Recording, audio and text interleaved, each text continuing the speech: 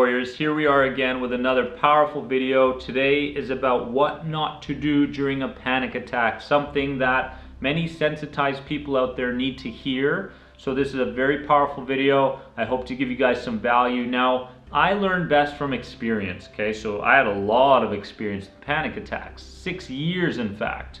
And lots of times those panic attacks came out of the blue. I really thought there was no structure, no pattern behind those panic attacks, and I was wondering to myself, why? Why God? Why? Why me? Why do I feel like this?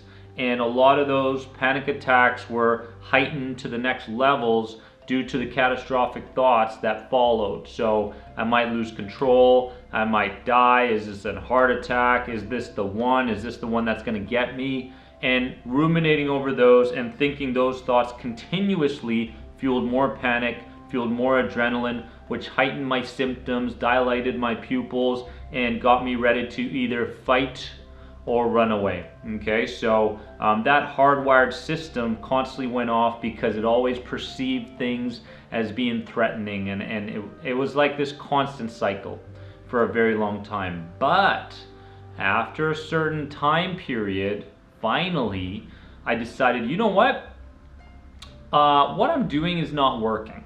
Okay, what I'm thinking is not working. I must be prepared for panic better. So what I realized was that when I had a system, when I had a certain approach, a certain mindset, or some skill sets that were going to in fact defuse the problem, I was much more prepared when panic struck. Because a lot of times with panic attacks, what tends to happen is we go through this same cycle again and again. The cycle is curiosity. First things first. Something happens, we become curious, like, whoa, what's going on? Panic, I'm not breathing, whatever it is. Then we move on to what ifs. What if? Catastrophic thinking, mind reading, fortune telling, all these negative automatic thoughts that fuel more panic, right? So the what if thinking could be, I'm losing control, what's going to happen in the near future. I'm very future associated, right? I'm already describing what's going to happen in the future, therefore providing images and routines for my mind to move in that direction, which causes more anxiety, more panic. Then comes the coping methods. So for me, it was calling that comfort friend. That comfort friend said, everything's gonna be all right, talk me through it, and then a few hours later, I was okay. There was still the adrenaline running, and I was pretty exhausted and such, but it was kind of a strange feeling where I was very heightened but very tired at the same time, a couple hours after panic. So, or, for me it was maybe taking a little bit of Ativan or whatever it was as far as medication goes. Or some people's coping method could be running to that room in their house, whatever to get out of that state. And I realized that those things, and including calling the emergency room and going on Dr. Google, whatever it is, wasn't working. So it was up to me to change the path. It was up to me to head in a new direction. First things first, I needed to understand that I had to stop trying to take deep breaths during panic attacks. Now, that hyperventilation happens because we take quick or overly deep breathing patterns. Okay, when we start to do that stuff, there's a lot of carbon dioxide that usually enters our system, and that kind of gets the symptoms even stronger than before, right? So what we must understand is that deep breathing during panic attacks does not work. Okay, what it does is it causes further symptoms. It causes further fear, further catastrophic thinking, and it just fuels panic more. What worked for me was kind of taking it where more of a 2x2 routine, where I would go 2 seconds inhaling and 2 seconds exhaling. So not really trying to inhale a lot of air and then exhale a lot of air, because a lot of times these symptoms are due to exhaling too much air, okay? And that is what causes more panic. So what I did was I started to create this kind of method behind it. I didn't force more breathing, I just kind of kept rolling with what was going on, kind of in between hyperventilating and deep breathing, right there in the center, and that's what worked best for me. Now, what else? when you're in an environment, okay, and you're experiencing a panic attack, when you're experiencing that full-blown panic attack, a lot of times the first thing we want to do is what? Run, okay? But by running, what we're doing is we're unconsciously creating more fear around that certain environment, okay? And what we tend to do in the future is try to avoid where we had those panic attacks. So the subconscious mind never stops taking notes, never stops analyzing. So it's really important that when you're in an environment where you're having panic attacks, it's truly important to come up with a system that we're going to talk about later, so that you can diffuse the problem, but stay in the same environment. Now, when you're in the same environment, what worked for me was something we call grounding. Grounding was something where I had to be alert and mindful about 3 things that I could see, 3 things that I could hear, and 3 things that I could feel. Okay, so this mindfulness really gets me out of me and puts my attention more on the external world. And by that happening, I tend to focus less on those catastrophic thoughts. So when you're experiencing those panic attacks, the first thing you want to do is run. Don't run. Stay where you are. Experience it fully, as difficult as that sounds, because that is the quickest way to desensitization, right? And also you're training the idea that you are safe, right? I can stay here. I can stay with these people. I can stay in the classroom. I don't have to sit all the way in the back row hoping that a panic attack doesn't happen, right? I can sit right at the front. And by me going into my grounding state, my skill set that I'm learning and being alert of what's out there, I start to diffuse the problem. Now, the other thing is that when we start to run from our environment, we will start conditioning more future fear, and that's what we don't want, okay? And when we start to think about our environment, our current circumstances with panic, we tend to do everything in line with trying to avoid where we had our panic attacks, where we're experiencing anxiety.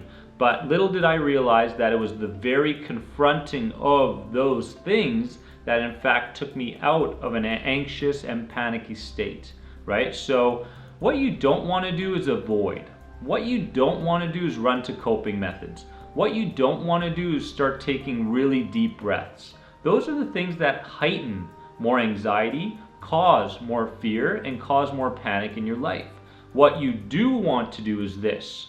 You want to adopt the idea of riding the wave, okay? Riding the wave is something where in my life, when I started to apply this idea of riding the wave and talking to my subconscious mind and alerting it that in fact there is no threat, that in fact these reflexive thoughts that I've been having has led to my panic attack and it has been fueling my panic attack further, I started to realize that I could move with my symptoms, okay? So if I was in the grocery store and I wanted to run deep breaths, I wanted to call that friend, whatever it is, I created a grounding exercise, I became more conscious, and I started to adopt the idea of riding the wave. Riding the wave means riding the wave of sensations, riding the wave of symptoms, right? In that moment. So I trained myself to be ready for any kind of fearful, anxious thing and not react to those things in an instinctual way, right? And that is crucial. Now, riding the wave can happen anywhere you want. And if you want to take this a step further, you can adopt the idea of your magic circle, okay? Now, your magic circle is in fact a portable circle, an imagination exercise that you can use no matter where you are. Let's say you're at the grocery store, okay? Now, your magic circle needs some description. You need to be specific with it, right? What kind of direction is your magic circle rotating? What color is your magic circle? Remember that your magic circle is portable. So what I would do is I would say, I'm gonna go grocery shopping inside that entire market right there, okay? And wherever I step, my magic circle is with me every step of the way. Or let's say you're about to give a speech in front of this big podium, right? You take your magic circle and you go, okay, that's where I want to put my magic circle. And when I put my magic circle there, I turn from victim to warrior, a new identity. The way I think about myself is different. Okay, I'm not a victim anymore. I'm not living in reaction and instinctual living anymore. I'm in fact coming from a place of control, a place of self-mastery, if you will, right? So when you take your magic circle anywhere you want, you begin to give yourself the permission, the green light to start thinking different thoughts, the green light to start acting differently, in the face of panic, in the face of anxious thinking, okay? So riding the wave, your magic circle, these things are very, very crucial, because the more you convince Daffy Duck, if you're on the Facebook page, you know what I'm talking about. Daffy Duck, your subconscious, the part of you that constantly quacks, constantly like, you're gonna have a panic attack, you know, start fearing the worst. What if you die? You know, what if you have a heart attack? This and that. You know, you just want to snap it right there and go, enough of that, right? So you want to kind of make this an imaginatory exercise. You want to imagine Daffy Duck speaking at you like this, and you want to go, you know what? Enough is enough, Daffy Duck. Enough is enough. I've lived through panic attack for way too long. I'm no longer in a position where I'm going to give you any respect as far as your thoughts go. I've got all these facts to build upon. Look at the doctor's notes there. Look at what everybody's telling me. Look at, you know, how healthy I feel most of the day, whatever it is. I'm going to build on those things instead of putting my respect onto those catastrophic thoughts, onto those negative thoughts. And therefore, your symptoms start to subside, and you start to grow your confidence and self-belief around your symptoms. And that is crucial, because once you get comfortable with your symptoms, it's game over. It truly is game over, right? Because then you start to link up the idea that warrior, symptoms can work together, right?